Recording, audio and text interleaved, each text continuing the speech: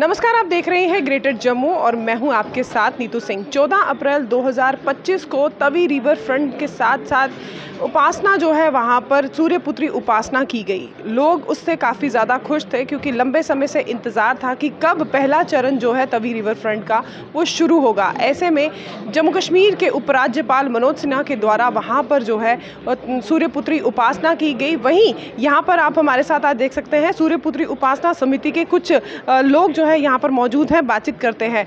13 अप्रैल को Tawi river front पर सूर्यपुत्री उपासना की गई, जिसकी उपासना जो है जम्मू कश्मीर के उपराज्यपाल मनोज सिन्हा जी के द्वारा की गई। किस तरह से देखते हैं? लोगों के लिए ये काफ़ी ज़्यादा एक्साइटमेंट भी थी कि कब इस शुरुआत होगी, कब यहाँ पर उपासना जो है वो की जाएगी। ये 2008 से डिमांड चल रही है आर्टिफिशियल लेक बनाने की और आरती करने की। इसको पहले इन्होंने 2010 में कंप्लीट कर देना था, वो एक्सटेंड होती गई।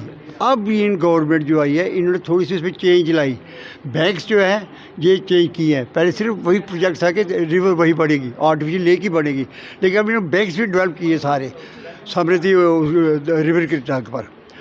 तो इसका जो आरती शुरू की है इन्होंने, ये तो स्टार्ट है, लेकिन मेन ऑब्जेक्ट हमारा यही था कि जम्मू का टूरिज़्म है जो बिल्कुल वेंटिलेटर पर पड़ा था, ख़त्म हो गया था।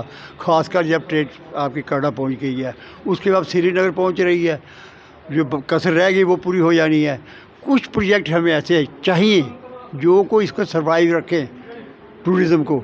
उसके लिए सबसे जो मेन होगा वो यही प्रोजेक्ट होगा, इसका कंप्लीट होना। और उसी ढंग से जिस ढंग से हम कह रहे हैं, हरिद्वार पैटर्न पर डेली आरती होनी चाहिए। अगर ये कहेंगे महीने के बाद कर देंगे या ओकेजन पर कर देंगे, तो जिस तरह उन्होंने कहा है कि हम 3 महीने के लिए करेंगे, हम उसका भी वेलकम करते हैं। उन्होंने कहा कि हम 3 महीने के लिए 2 महीने के लिए करें हमारी यात्रा पर, जब 13 को किया उनका भी हम वेलकम कर रहे हैं। लेकिन उसके साथ रिक्वेस्ट कर रहे हैं इनको कि नहीं, ये जम्मू के लोगों का पर्पस हल नहीं करेगा। जम्मू के लोगों का पर्पस तब भी हल होगा जब डेली यहाँ पर होगी। और डेली आरती कब होती है? जब तक ये नाले नहीं बांधे जाए। अगर पानी गंदा आता रहा हो ही नहीं सकती है, नाले बांधे चाहिए। इससे 3 फ़ायदे हो रहे हैं। एक, टेम्परेचर जम्मू की 1.5-2 डिग्री नीचे जाएगी इसके जाने, तो ये ब्यूटिफिकेशन में बड़ा फ़र्क पड़ जाएगा। टूरिस्ट का नेचुरल अट्रैक्शन बन जाएगी आने की, एक इंडिपेंडेंट डेस्टिनेशन का काम करेगी। अब ये आरती जो है वो ऑफिशियल शुरू हुई है। पहले जो है आरती करते थे आप, अब ये आरती जो है ऑफिशियल शुरू हुई है। किस तरह से देखते हैं आप? और जैसे टूरिज़्म की बात की है, टूरिज़्म का आपका ये कहना है कि जम्मू का टूरिज़्म जो है वो काफ़ी हद तक जो है वो डगमगा रहा है या ख़त्म होने के कागार पे है। क्या लगता है इसकी ऐसी शुरुआत करने से टूरिज़्म को बढ़ावा मिलेगा? निश्चित रूप से टूरिज़्म को बढ़ावा मिलेगा। अगर आप कभी हरिद्वार गए होंगे तो आपको भी लगेगा कि शाम मैं बिता के आऊँ, गंगा की जब आरती होती है उसमें बड़ा आकर्षण होता है। मैं आशा करता हूँ, जो मैं स्वप्न देखता हूँ कि यहाँ झील पूरी जब बन जाएगी, साफ़ पानी की झील, दोनों तरफ आरती होगी, शाम को सब लोग आरती करने वाले दिए आटे के बहाएंगे पानी के अंदर, तो वो सीन बनेगा एक देखने वाला। और ये हो ही नहीं सकता कि आपके घर में मेहमान आए हो या वैष्णो देवी यात्री आया हो, वो शाम को तवी किनारे होकर ना जाए। और बैठने के लिए बड़ी अच्छी जगह बनी है, झील के कारण एटमॉस्फेयर ठंडा होगा, तो जम्मू में ये एक बड़ा अच्छा आकर्षण का केंद्र बनेगा। ये एक एंगल है। हम लोग जम्मू में ज़्यादातर लोग धार्मिक हैं, हम इसको सूर्यपुत्री मानते हैं, इसलिए नाम भी इसका नकर सूर्यपुत्री उपासना रखा। तो धार्मिक एंगल से भी हम चाहते हैं कि पवित्र नदी बने।